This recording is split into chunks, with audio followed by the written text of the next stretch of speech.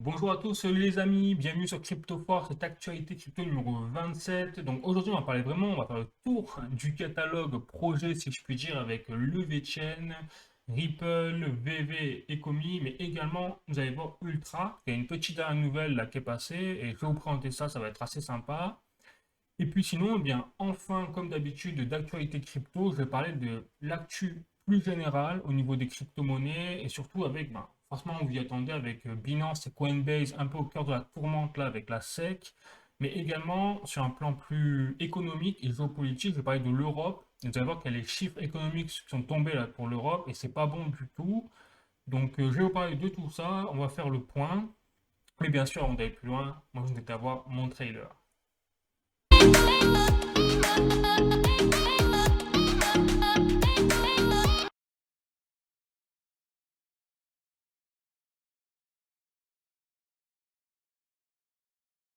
Donc c'est parti pour le VeChain, comme d'habitude en premier. Donc là, j'ai un tweet de la fondation VeChain à regarder directement qui parle notamment de l'aspect de la nourriture et notamment en Italie. Parce que regardez, vous avez un tweet de Roberto Califano, qui est en fait un citoyen italien, si on comprend bien, qui parle justement de la nourriture italienne dans les supermarchés et notamment de la possibilité sur certains produits de scanner directement un code barre et d'avoir des informations précises sur la provenance ou même la nature de la nourriture consommée. Et il le dit très bien, donc Roberto Califano dans son tweet, puisqu'il dit, vous voyez, je suis toujours ce dogme, nous mangeons, en fait, nous connaissons ce que nous mangeons. Voilà. Or, ce n'est pas vraiment le cas quand on va dans un supermarché, notamment en France, ben, on est toujours obligé de lire la composition à l'arrière. Enfin, je sais pas vous, mais moi, les ingrédients, des fois, je comprends absolument rien. On parle de trucs chimiques, enfin, avec des dénominations vraiment à faire à s'arracher les cheveux. Et donc, c'est pour ça que là, vous avez la Fondation Vetchen qui a rebondi donc, sur le tweet de Roberto Califano en disant effectivement, notre technologie blockchain permet quelque part, en fait, d'avoir une transparence dans tous les cycles de vie de produits, mais également de la nourriture sur leur histoire notamment, en fait, mais quand ils disent leur histoire, en fait, c'est le cheminement même du produit, avec tout qui est associé à ce cheminement-là, et également donc l'empreinte carbone, également la possibilité en fait de créer des nouvelles marques pour s'engager avec les clients. Voilà, et ça, c'est effectivement ça, la confiance, c'est ce qui va impacter de plus en plus, je pense, dans l'avenir qui vient au niveau de la nourriture également, parce qu'en parallèle, quand vous allez voir, en parallèle, là, je suis sur vous voyez, le lexique, sur le site directement de la Commission européenne, enfin de l'Europe en fait, donc je suis sur europa.eu, vous voyez, sur le lexique, notamment des précédentes lois qui sont passées. Et donc là, vous avez notamment la Commission européenne qui a implémenté une règle, vous voyez, donc c'était de 3 janvier 2023, autorisant tout simplement en fait la commercialisation en Europe de tout ce qui est la nourriture au niveau des insectes. Voilà. Et donc en fait, toute cette nourriture-là, c'est-à-dire qu'il y aurait le principe, la loi ici, hein, c'est passé, hein, c'est en vigueur notamment. Et donc vous avez des entreprises donc, européennes désormais qui ont la possibilité, alors là ça a été fait dans le cadre d'une entreprise vietnamienne, donc c'était très particulier, mais ça veut dire qu'à partir du moment où ça a été le cas pour une entreprise, notamment vietnamienne spécifique, eh bien en fait ça fait cas de jurisprudence pour toutes les entreprises qui voudraient demander le même genre de choses pour mettre en fait dans leur nourriture ou dans leur farine des éléments d'insectes. Et donc là il parle notamment, oui je ne mens pas, hein, là il parle du criquet maison. Donc c'est un insecte, et notamment il y a plusieurs types d'insectes qui sont listés ou qui sont en cours de listing par la Commission européenne pour les autoriser dans la nourriture dans les pays membres de l'Union européenne. Et donc c'est pour ça que d'ailleurs vous avez en Italie, c'est pour ça que j'en reviens à l'Italie, où on parle beaucoup de cet événement-là en Italie, du fait que vous avez le gouvernement italien qui a interdit la nourriture insecte pour préserver justement leur patrimoine, notamment au niveau de la farine, puisque ça concernerait la farine avec les poudres d'insectes, au niveau des pâtes, des pizzas, etc. Voilà, voilà où on en est. Donc c'est pour ça que la transparence, c'est vrai que c'est avec le VeChain, ce serait très pratique d'avoir juste à scanner un code barre, d'avoir toutes les informations liées à la blockchain sur le produit que vous voulez acheter tout simplement devant vous. Voilà notamment l'utilité, une des utilités du VeChain, je rappelle. Je continue sur un prochain tweet, alors là, rien à voir, cette fois sur Vous savez, vous avez eu l'Open d'Australie de 2023 et donc vous avez Novak Djokovic forcément en tête de liste. Et donc, qu'est-ce qui s'est passé? C'est que là, sur ce tournoi, eh bien, vous avez donc le principe, c'est que la fondation VeChain eh bien, a mis en place un NFT, donc avec un aspect digital, vous savez, avec l'aspect physique et numérique de la raquette de Novak Djokovic. Et donc là, je l'ai là ici sous les yeux. Vous voyez, donc Novak Djokovic, c'est la raquette en fait de l'Open d'Australie de 2023. Et regardez, donc l'enchère finit donc dans 8h36. Alors ça bug un peu là, je sais pas ce qui se passe. Mais vous voyez le highest bid, c'est-à-dire que là, l'enchère, elle a 851 000 VCN, c'est-à-dire 15 000 dollars. Et donc la personne, logiquement, hein, qui remportera cette enchère, eh bien, recevra notamment bien, la raquette physique chez lui. Parce que regardez, vous avez même l'aspect de contact the owner for shipping cost, c'est-à-dire pour les frais de port. Donc là, c'est quand même assez incroyable ce qui est en train de se passer, c'est qu'on a quand même des célébrités. Donc là, on a la raquette de Djokovic, mais on pourra très bien imaginer même des maillots appartenant à des footballeurs, pourquoi pas, avec en plus une dédicace spécialisée. Enfin, là, tout est possible désormais avec l'aspect digital. Donc on voit vraiment un nouvel aspect aussi là-dessus. Bon, je continue sur le VCN. Alors cette fois, j'ai inclus toujours de la fondation VCN qui parle du CTO Antonio Senator, qui est parti donc de la fondation VCN, et également du fait que ce Antonio Senator en fait a pris part à un événement, un forum de l'anti-contrefaçon. Donc c'était à l'EUIPO, si je dis bien, pour aider, très important, regardez, pour aider tout ce qui est les infrastructures européennes au niveau du digital. Et là, c'était la semaine dernière. Donc là, on est dans un nouveau domaine, c'est que là, on a donc l'aspect transparence pour la consommation. Je vous montre dans le premier tweet avec la nourriture italienne. L'aspect digital avec Novak Djokovic et sa raquette.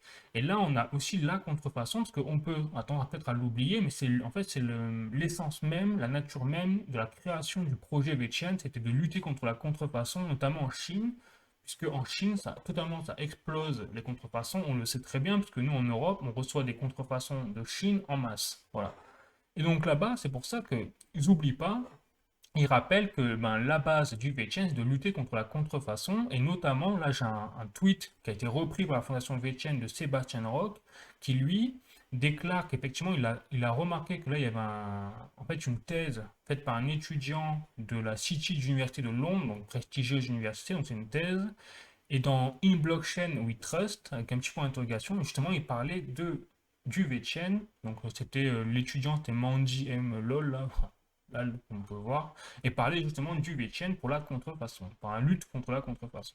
Donc, on voit vraiment que là, c'est du lourd, et c'est pas fini, bien évidemment, c'est pas fini. Dernière petite information pour finir en apothéose, aujourd'hui pour les actualités de la semaine sur le VeChain, c'est que là, vous avez donc la fondation VeChain qui a fait un petit tweet pour rappeler notamment un événement et au niveau de son partenariat aussi entre VeChain et Boston Consulting Group. Et donc, il rappelle à travers une petite vidéo la nature de ce partenariat et vous allez voir, c'est très intéressant, c'est très parlant. Alors, c'est en anglais, mais je vais vous faire la traduction au fur et à mesure. J'ai coupé la vidéo au fur et à mesure pour vous faire la traduction en français au fur et à mesure. Donc là, il parle de The Shift, donc c'est le projet de la fondation VeChain.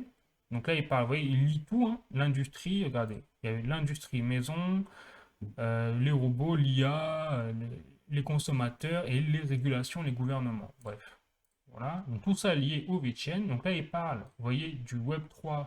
La technologie Web3, c'est la clé pour justement, en fait, supprimer quelque part les barrières qui empêchent les collaborations avec, alors après ils disent avec les individus au cœur de tout.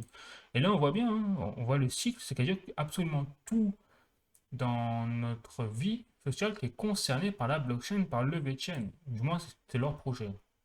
Et là, très intéressant, il rappelle, pour ça j'aime bien ces vidéos, comment c'est un petit rappel résumé.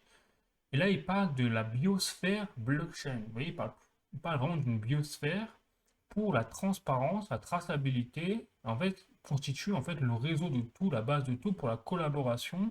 Et donc, ce que j'ai bien aimé là-dedans, c'est que, vous savez, je vous ai déjà parlé dans mes présentes vidéos du triangle technologique, je ne sais pas si vous avez pu voir, au niveau eh bien, de la blockchain, de l'intelligence artificielle et du big data des données numériques. Voilà, que tout aujourd'hui reposerait un petit peu là-dessus au niveau de la révolution sur la blockchain ou même de l'intelligence artificielle. Et donc là, on retrouve dans ce que je trouvais assez intéressant, dans cette biosphère, on retrouve connecting technology. Vous voyez, on voit des couches là, dans la biosphère.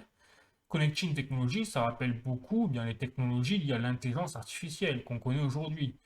La layer 1 blockchain entre les deux, enfin, juste derrière, là ça rappelle ben, la blockchain simplement avec le VeChain en fer de lance. Et là on voit toutes les applications derrière, big data, etc.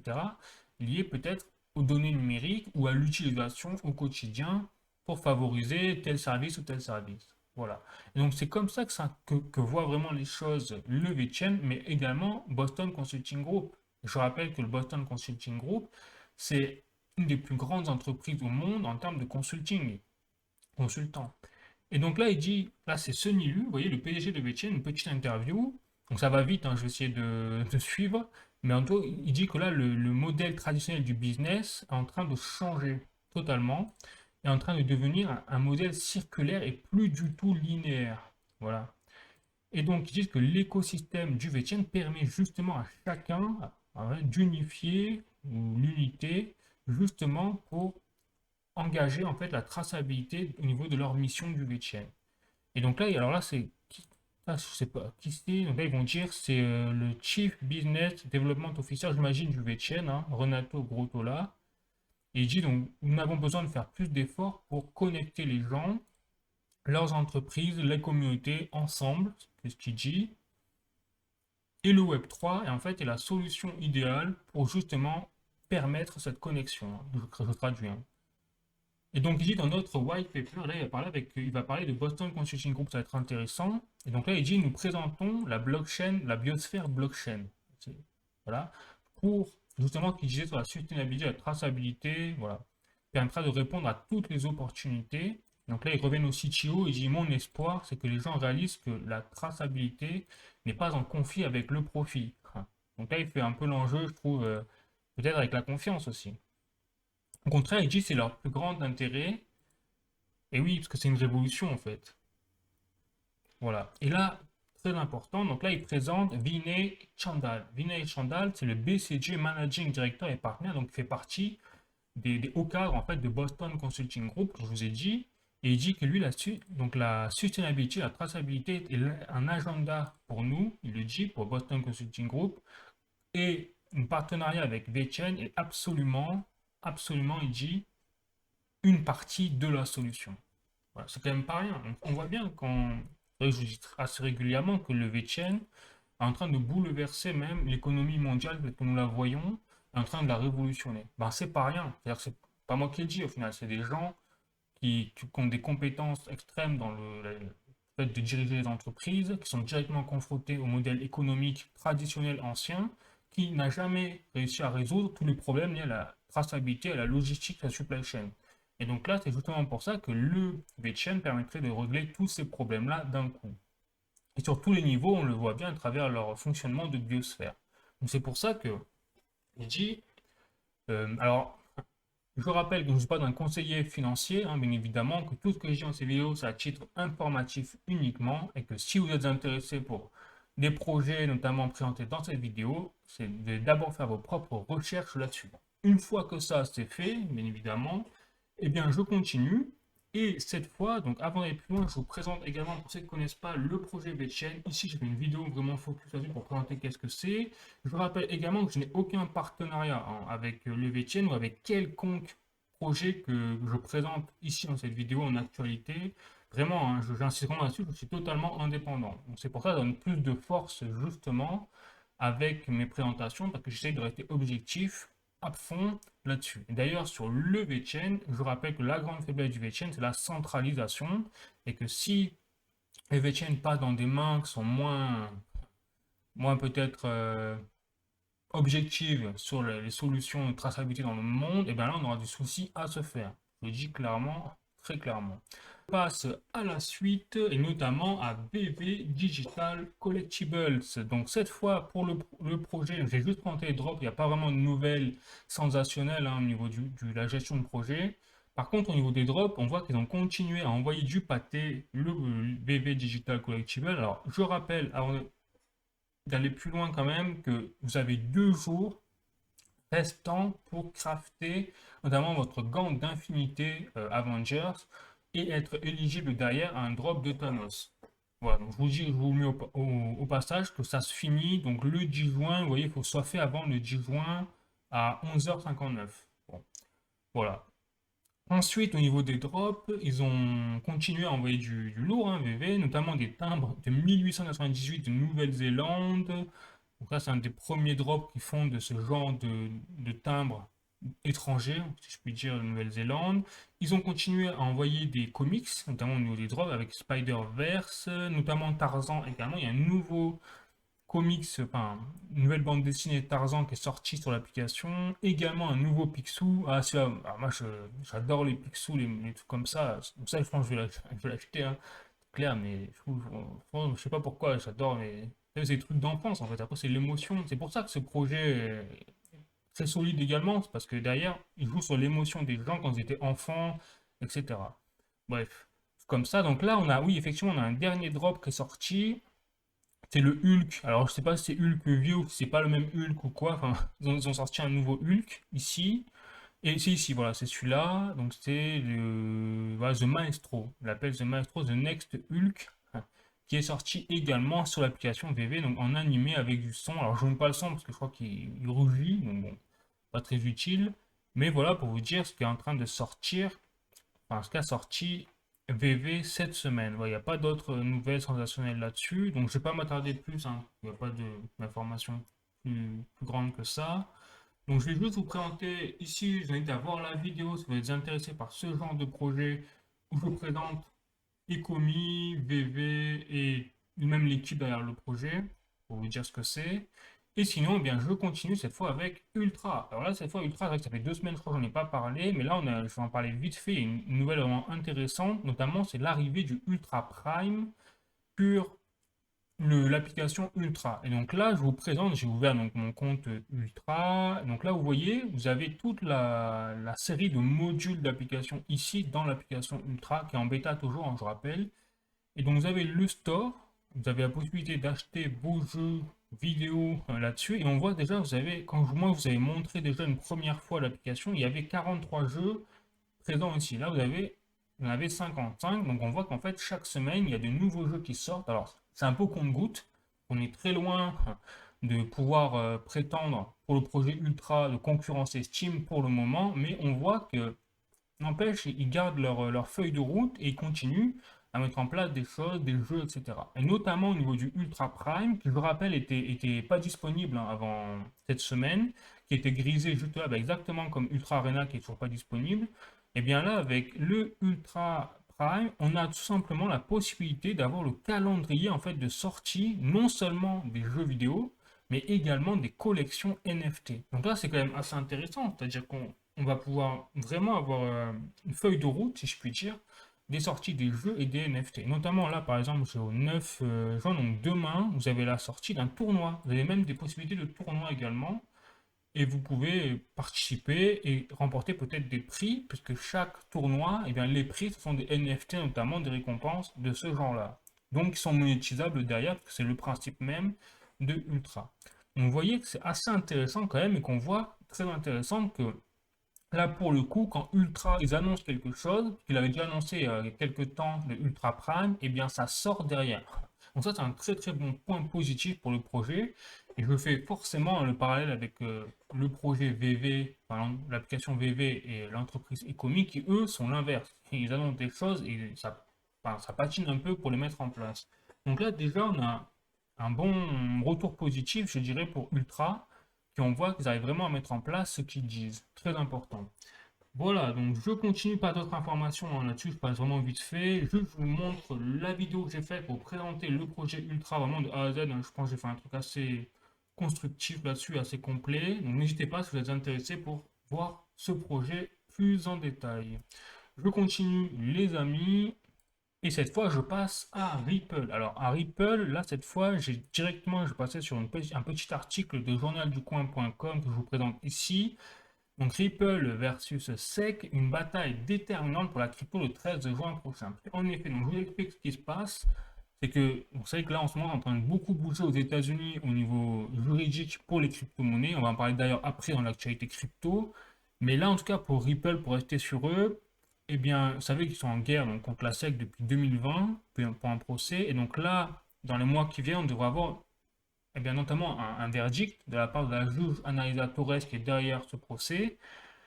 Et notamment, ce qui s'est passé, c'est que là, la juge Anaïsa Torres a obligé donc la SEC, le gendarme boursier américain, à dévoiler des emails, notamment d'un ancien employé au cadre de la SEC, qui était Inman, qui était sous le mandat de Trump, notamment à l'époque, en 2018. Et à l'époque, il avait déjà déterminé et déclaré que que le XRP et même Ethereum, quelque part, hein, enfin, XRP par ricochet, mais il déclarait lui, il parlait de l'Ethereum à l'époque, n'était pas vraiment une security. Voilà. Donc, en faisant ça, eh bien, automatiquement par ricochet, ben, Inman avait déclaré que le XRP n'était pas dans le domaine des securities et donc ne tombait pas sous la juridiction de la SEC. Voilà. Et donc, c'est pour ça que là, vous avez jusqu'au 13 juin la juge Analisa Torres a donné jusqu'au 13 juin à la SEC pour dévoiler toutes ces emails un peu compromettants pour le dossier pour eux, hein, pour la SEC. Parce que forcément, comment voulez-vous derrière que la SEC s'en sorte pour justifier que les crypto-monnaies, quelles qu'elles soient, hein, tombent bien sous la juridiction des securities et donc de la SEC, alors que vous avez un propre haut cadre dirigeant comme Inman qui avait déclaré l'inverse. Donc là, c'est un peu chou bouillant là, pour la SEC. Donc on va voir ce que ça va donner. Mais à partir du 13 juin, je pense que ça risque d'être très intéressant. Et je ne serais même pas étonné que ça soit extrêmement, tellement critique pour la SEC, ce genre de preuves, qui vont se débrouiller pour ne pas les livrer. Je ne serais pas étonné, hein. Vraiment qu'ils soient prêts à encourir voilà, pour justement ne pas discréditer leurs prochaines actions et notamment leurs actions contre les plateformes exchange comme Binance et Coinbase. Donc ils vont peut-être essayer de préférer couler leur affaire contre le XRP pour ne pas couler leurs affaires contre les autres plateformes exchange comme Binance, Coinbase ou d'autres crypto-monnaies notamment. Vraiment, donc là je trouve ça, en tout cas c'est un point positif en tout cas pour Ripple puisque soit ils dévoilent leur pièce, la SEC, et c'est bon pour Ripple, soit ils ne dévoilent pas et ce sera aussi bon pour Ripple. Voilà, donc à voir que ça donne tout ça, mais déjà c'est un bon point positif là-dessus. Ensuite, je vais continuer, les amis, avec alors là, un nouveau tweet de Brad Garlinghouse. Donc Brad Garlinghouse, c'est le PDG de Ripple, je vous rappelle, vous voyez, le CEO de Ripple. Et donc en fait, il se moque dans son tweet clairement de Gary Gensler. Et clairement, et c'est son aspect que Gary Gensler se vante lui-même d'être quelque part un pro innovation. Sauf que, eh bien, Brad Garlinghouse l'a repris au vol, en plein vol, il lui a tiré dessus. Il lui a dit, mais non, en fait, c'est exactement l'opposé. Parce que Gary Gensler, avec la SEC, au lieu de jeter des affaires judiciaires à droite à gauche comme ça, il ferait mieux de balayer quelque part son palier et déjà de repenser à la débâcle de FTX. Et en fait, pour Brad Garlinghouse, à travers son tweet, il dit que toutes les actions aujourd'hui là que mène la SEC contre Binance ou Coinbase, eh bien c'est juste pour faire oublier justement l'affaire FTX que la SEC n'a pas vu voir venir ou n'a pas voulu voir venir. Ça sera encore plus grave. Voilà. Et donc on va voir là-dessus, mais en tout cas, ça déménage beaucoup là, vous voyez, aux États-Unis, c'est le boxon. Bon, pareil, je ne vais pas aller plus loin pour le XRP, il n'y a pas d'autres nouvelles, mais je vous invite juste à voir ma vidéo sur le XRP si vous voulez avoir plus d'informations sur le projet, qu'est-ce que c'est, etc. Voilà. Je continue, les amis, cette fois sur les actualités crypto plus générales. Et donc, première information, forcément, j'ai un article de cryptost.fr. Comme je vous disais, on parle de Binance et son PDG Changpeng Zhao, poursuivi par la SEC. Le marché crypto passe dans le rouge. Donc là, je vous le disais, c'est qu'on a une vraie cabale là contre les crypto-monnaies aux États-Unis et c'est pas prêt de s'arrêter, puisque là, vous avez également un autre article de cryptost.fr où vous avez Coinbase, cette fois, qui est également attaqué en justice. Donc, le lendemain de l'annonce de la SEC de son attaque contre Binance. Vous voyez, en 2 jours, ben, vous avez les deux plus grosses plateformes exchange aux États-Unis qui sont attaquées par la SEC et carrément traînées en justice. Et donc, c'est pour ça que là, moi, je vais vous montrer un petit tweet de la CNBC qui donne raison en fait à Brad Garlinghouse dans le fait que Gary Gensler serait un peu un clown en fait. C'est que là, CNBC dévoile simplement que, à travers son article de CNBC.com, qu'il y a en fait des avocats de Binance déclaré officiellement que Gary Gensler avait simplement postuler à un poste à Binance en tant que conseiller crypto, enfin, conseiller tout court financier, économique, etc. en 2019. Donc, Gary Gensler, voilà, en 2019, il a postulé dans un poste chez Binance, il a été refusé, enfin, il n'a pas été accepté. En 2021, il devient chef de la SEC. 2 ans après, il s'en prend à Coinbase, Binance comme un fou. Donc ça ressemble un petit peu, alors après c'est peut-être une coïncidence, hein, mais ça ressemble un petit peu quand même à une vengeance assez phénoménale de la part de Gary Gensler, ou en tout cas on pense quand même qu'il y a peut-être des conflits d'intérêts forcément au milieu. Enfin, on se pose des questions, en tout cas beaucoup de questions. Et donc là où je vois que là tout ça pour moi c'est peut-être l'arbre qui cache la forêt, et que pour moi je suis pas trop d'accord avec tous ces avis-là. Je vais vous montrer pourquoi, parce que j'ai un autre tweet, là par exemple de Token Paddock, où vous avez en fait là Gary Gensler qui parle justement, qui est interviewé par la CNBC et qui déclare, alors c'est en anglais donc je ne vais pas vous le passer non plus, mais il déclare effectivement que Gary Gensler il justifie toutes ces attaques-là contre les crypto-monnaies en disant mais nous n'avons pas besoin, voilà c'est écrit là, nous n'avons pas besoin de plus de monnaie digitale puisque nous avons les CBDC et notamment le dollar numérique. Et je me suis dit, voilà, donc ok.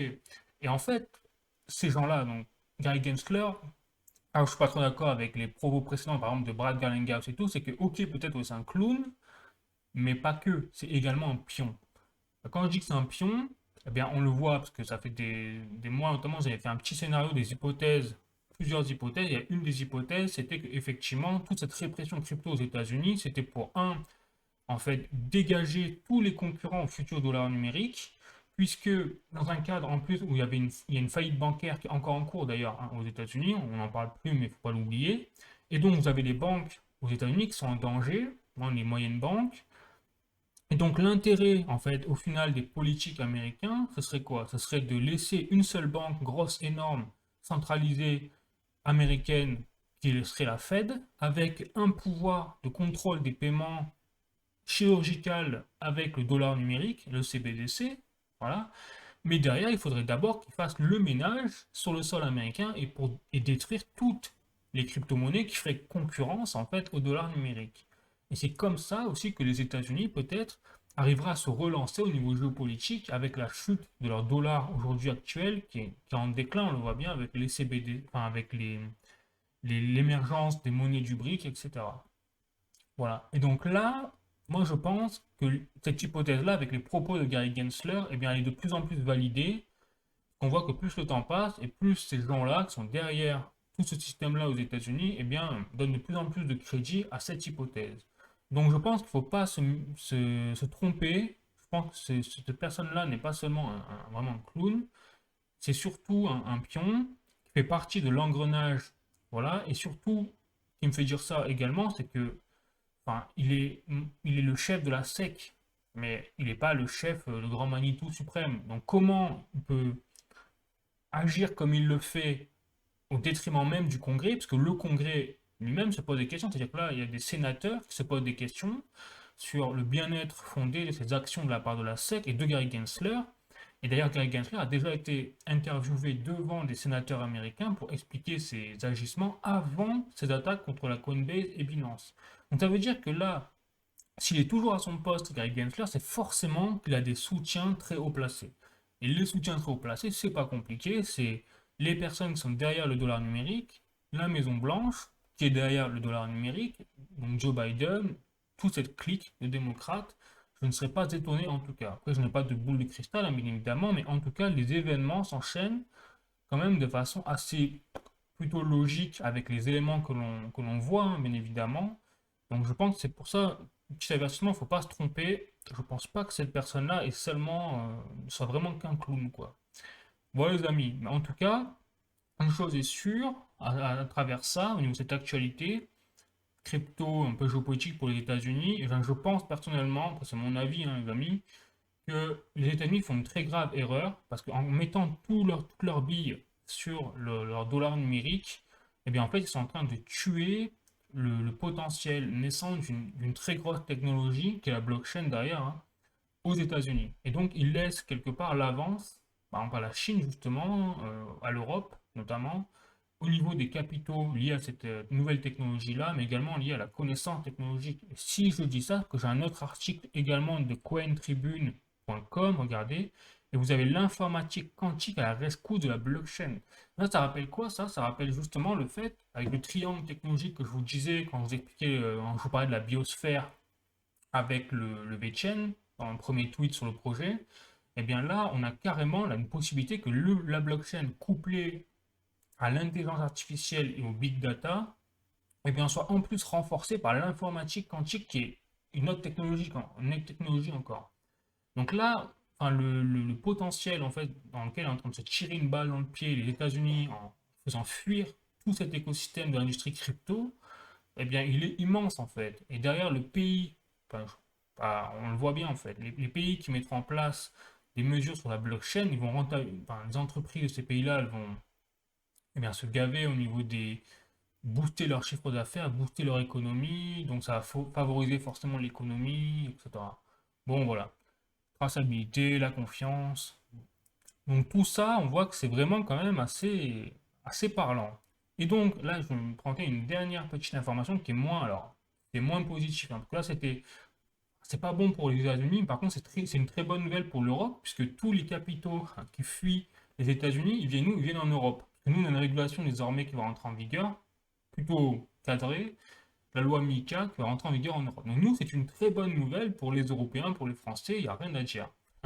Voilà. Par contre, la mauvaise nouvelle, donc vous le voyez bien, j'ai un article de latribune.fr, la zone euro officiellement en récession d'après les derniers chiffres Eurostat. Donc ça, c'est ce que je vous disais dans, alors je sais pas si c'était la dernière vidéo ou l'avant-dernière, on avait une annonce déjà de la récession de la part de l'Allemagne. Et donc, ben, logiquement, enfin, l'Allemagne, c'est la première puissance industrielle et économique de l'Europe. Donc, si l'Allemagne rentre en récession, difficilement on peut imaginer que les autres pays au sein de la zone euro fassent mieux. Eh bien, ça n'a pas raté, hein, les amis, ça n'a pas raté. L'Europe, la zone euro, encore plus que l'Europe, tout entière est officiellement en récession. Et donc, je vous laisse imaginer la France, parce que là, on n'a aucune nouvelle sur la France, hein, comme par hasard. Mais la France, on est un des pays les peut-être on est moins industrialisé largement que l'Allemagne, on le sait. On a une balance commerciale qui est une des pires de l'Union européenne, déficit commercial. Et derrière, on a une inflation aujourd'hui qui est une des pires au niveau alimentaire en zone euro. Voilà, on est même en train de rejoindre les Britanniques au niveau de l'inflation alimentaire. Donc on voit bien qu'on pourra très difficilement échapper également à cette récession. Or, je rappelle qu'une récession, c'est justement une chute de la croissance économique. Donc, quand on regarde, il y a quelques mois, les quelques articles des médias qui disaient finalement, oh ça va, il n'y aura pas de problème au niveau économique et tout, ben, je rigole un peu quand même quand je vois aujourd'hui les annonces qui sont faites à droite, à gauche, avec les chiffres qui tombent. Voilà les amis. Bon, eh bien, ce sera tout pour aujourd'hui, mais en tout cas, il faut rester positif, hein, parce qu'on voit que nous, on a une bonne nouvelle en Europe, c'est l'arrivée des capitaux, des investissements crypto, blockchain, qui peuvent justement révolutionner énormément au niveau de l'économie, au niveau de la confiance, la traçabilité, etc. Voilà. Donc ça, c'est plutôt une très bonne nouvelle. Après, sur le reste, on ne fait que payer, encore une fois, notamment la crise énergétique, que des choses logiques au final, que nos gouvernements, nos politiques ont déjà mis en place il y a un an, et aujourd'hui, en fait, on paye le prix de ces décisions de nos politiques-là, notamment avec les sanctions contre la Russie, etc., qui sont en train de nous retomber en fait sur la figure, hein, tout simplement, pas chercher plus loin. Voilà les amis, bon sur ce, moi écoutez, je vous souhaite un bon week-end, enfin après-demain on va dire, que je ne ferai pas de vidéo d'ici là. Portez-vous bien, prenez soin de vous, et puis à la prochaine. La bise, ciao.